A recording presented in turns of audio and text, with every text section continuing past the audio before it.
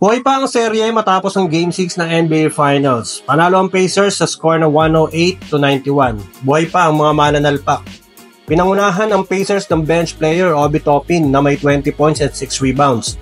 Andrew Nembhard na may 17 points. Pascal Siakol with double-double, 16 points, 13 rebounds. Tyrese Haliburton, 14 points at TJ McConnell with 12 points and 6 assists. Kung si LeBron may pa-tiger look before Game 6, si Pascal Siakam may possessed look. Di ko alam tawag dyan, bahala ka dyan. Pero mukha naman siyang lock-in talaga. Same vibe naman eh, pwede na yan. Sa OKC, si SGA pa rin ang leading scorer with 21 points at bahagyang namasa, 2 assists. Abang matapos ang 40-point game ni Jalen Williams last game, 16 points lang ang ambag niya ngayon. Maagang pinahinga si Haliburton na naglaro lang ng 23 minutes dahil sa injury. Sa laban na to, Indiana naman ang nagpakita ng mahigpit na depensa. May combine ang team na 16 steals sa buong laro na nagbigay sa Thunder ng 21 turnovers. After ng slow start ng Indiana, agad naman silang bumawi ng 68-32 run sa first half. Yan na ang pinakamalaking lamang nila sa buong serye.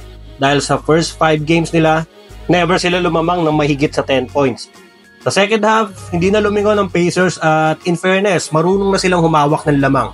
Dahilan para makapagpahinga ng maaga ang kanilang first 5. Bumagsak ang ball movement ng OKC at naging stagnant ang opensa. Habang ang Pacers ay parang nagkaroon ng bagong energy at nagpakita ng sense of urgency. At malaking factor din ang kanilang bench scoring at mga hustle plays.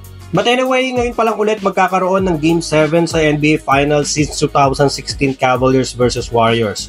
Tabla na ngayon sa 3-3 ang serye at ang lahat ay nakasalalay na sa Game 7 na gaganapin sa Lunes sa bahay ng Oklahoma City Thunder. History is on the line. Ang tanong na lang ay makakamit ba ng Pacers ang kanilang unang kampyonato o ibabalik ng mga batang Thunder core ang corona sa OKC? Ikaw, kanino ka? Pacers or OKC? Comment mo dyan sa baba at huwag kalimutang mag-like and follow. Always stay clutch. Peace.